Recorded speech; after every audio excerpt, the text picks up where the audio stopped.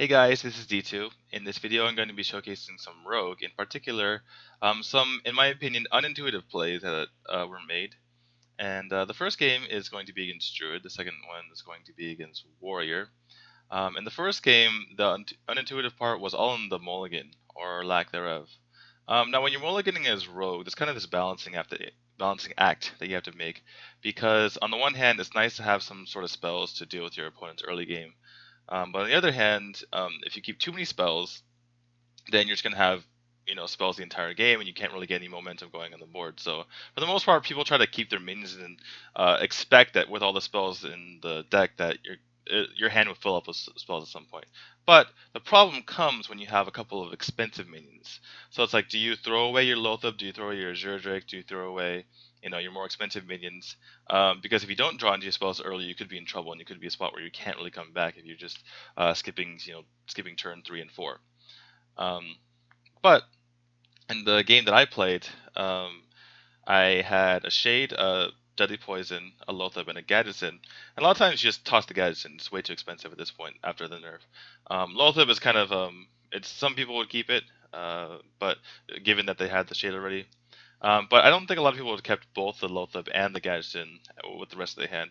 And I had my reasoning behind it was that I had a way to stem into the late game, and I had a lot of draws, or I had a lot of turns available to kind of fill my hand up as the game went along.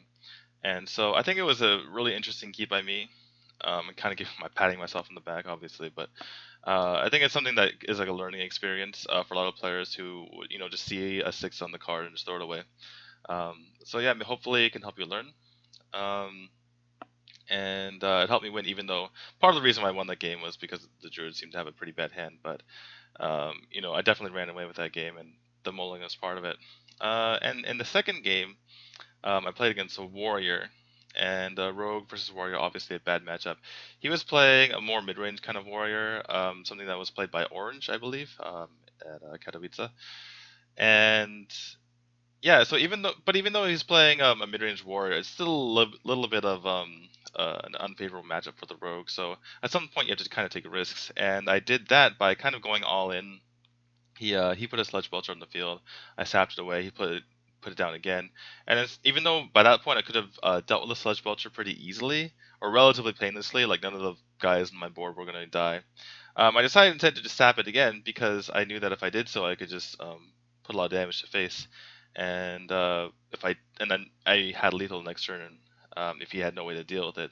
So I took a chance, and we'll go watch the video to see if it paid off. But a lot of times, I think people don't really recognize the opportunity to really take a risk in that situation and go for the win, and just kind of like going for the safe play obviously would have been just kill the Belcher normally, because you want to save your sap, and hopefully you draw into some card draw or whatever, because I did have prep in my hand. So if I draw sprint, obviously that's great, but it was a situation where if I drew poorly, I would just lose the game, and if you give Warrior too many ways to recover, then you're probably just going to be dead in the water. So yeah, go watch that game. I hope you guys enjoy these 2 videos, and yeah, see you guys next time. I think I might just keep this hand. Yeah. Just because I have my turn 3, I have my turn 5, I have turn 6, or like 6 plus. And then I have because this is the most important part of this, because now I have a way to stem the tide to get to these cards, and then I have like 4 turns to draw into a 4-drop, and I have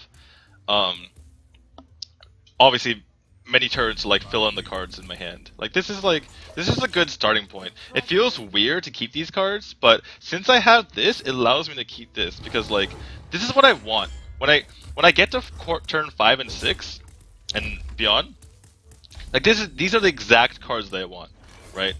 So it's kind of counterintuitive, but once I have this, I don't actually need to throw this away.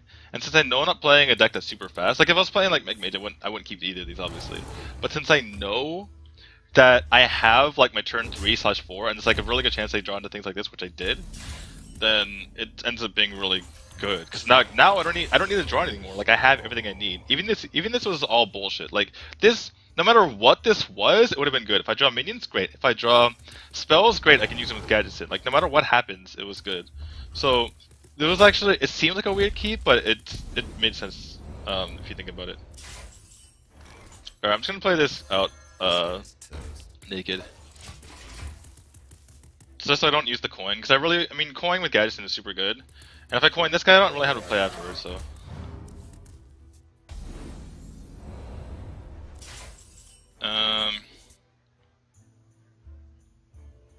I could Deadly Poison SI, which is pretty good. Or I could just Loath it, but then it gives him a free trade, then he just like plays another minion, so I think I'm just gonna put the pressure on him right now.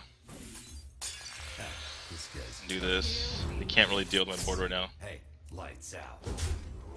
Is it time to swing with this is the question, because what could he do? He could force, he'd need to innovate to do some stuff. But I think leaving it is good, because like worst case scenario I can cash it in on some big minion. I have no time for games. Okay. Kinda want prep right now. Ooh, yes. Ask and you shall receive.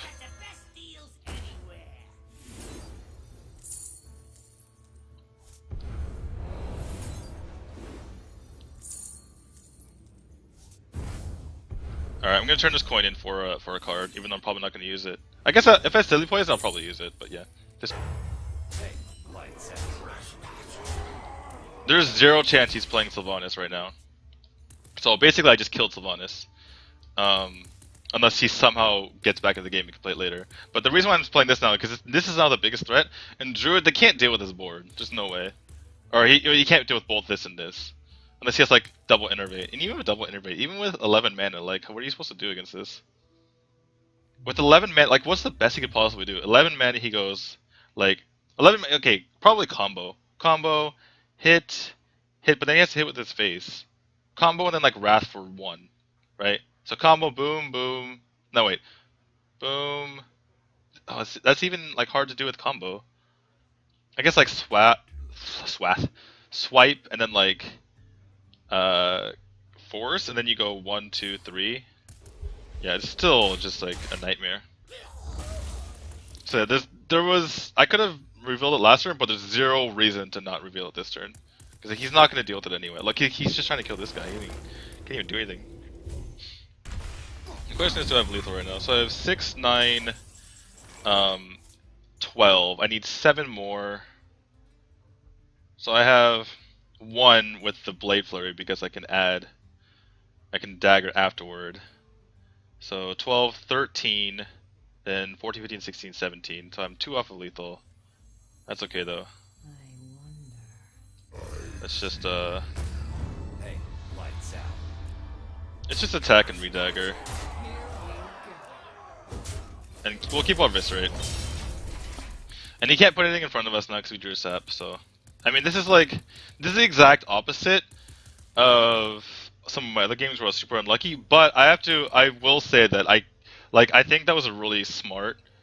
I'm giving myself credit here. I'm like, oh, I'm so good at this game, but like, I don't think even a lot of pros would have made that keep. It's like, why would you keep a 5-drop and a 6-drop? Although, okay, I think some smart pros would make that play. I think like someone like Savitz, someone like Number Guy is actually, I've seen him keep like 6-drops before, but it's definitely like not something everyone would do, and so I'm giving myself credit for that one. But I did manage to like get that starting hand with the Shade and the Gadgeton and the Lotheb, so that was nice that I was able to even get those cards and make the keep in the first place. So this game is like obviously a huge departure from my other games where I was super unlucky. That game I need to put more time in. Great, last game against Warrior, but against rank 5 Warrior, I probably win. Seems like he was talking about for the past few days. Yeah, I mean, part of it's because like I'm not getting any. I'm just gonna keep this actually. Well, no, I'm going first. Yeah, let's just not keep it. Part of the problem is that I've been not playing enough. I don't think. Part of the problem is I'm getting unlucky, but I need to like kind of suck it up and play more.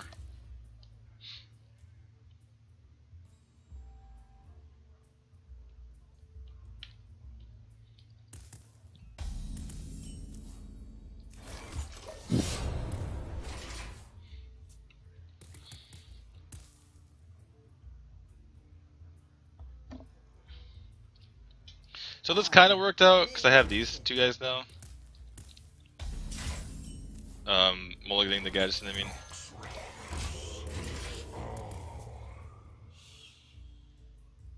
Getting a little bit of early board presence is important against the Warriors, so. My blade be thirsty. His blade be thirsty.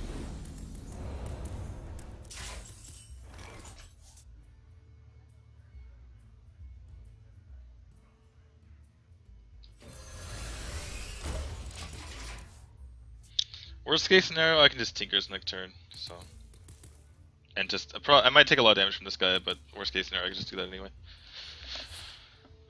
Don't harass me. Okay, not as bad.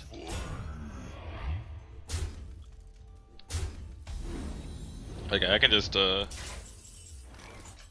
sap this guy.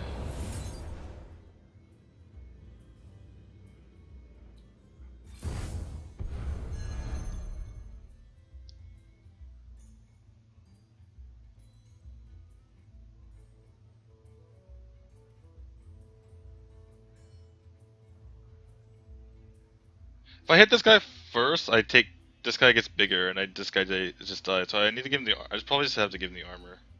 So I know I'm doing this because I can't hit anything without this guy getting bigger. And then I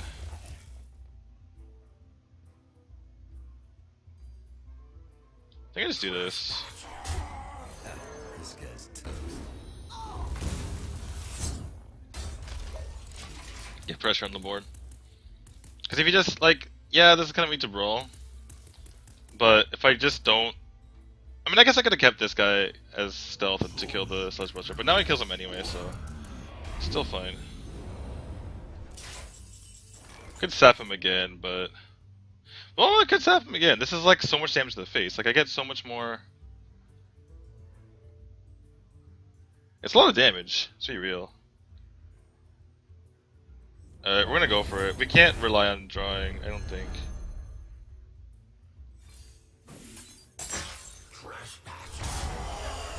Lights out. Alright, I'm just gonna do this. Just put a lot of pressure on him. Cause like, if we don't draw anything in the next like couple turns, we're like a little bit screwed anyway. So we're just gonna take matters in our own hands. And just go aggressive. Like, if you get a hand like this, okay, I just win. Nice. See, like that's one of the things that separates a lot of people. And actually, this is actually really interesting because not really interesting, but people always like talk about Hafu as being like a casual player. But the thing is, she was really good at doing this back in the old days when Miracle Rogue was running rampant. She was really good at recognizing is like I'm probably like the chance of me drawing into like card draw, like a Gaddison or something, are low. I used to go all in right now and just hope he doesn't have an answer. And that's something like my teammate Powder does really well too. It's just like with Miracle Rogue, it's like he just had to go all in. I was like, I'm looking at this, I'm like, wait a second. If I just started like clear the board, it just gives him so much more time. If I draw into nothing, I just lose. So took a chance.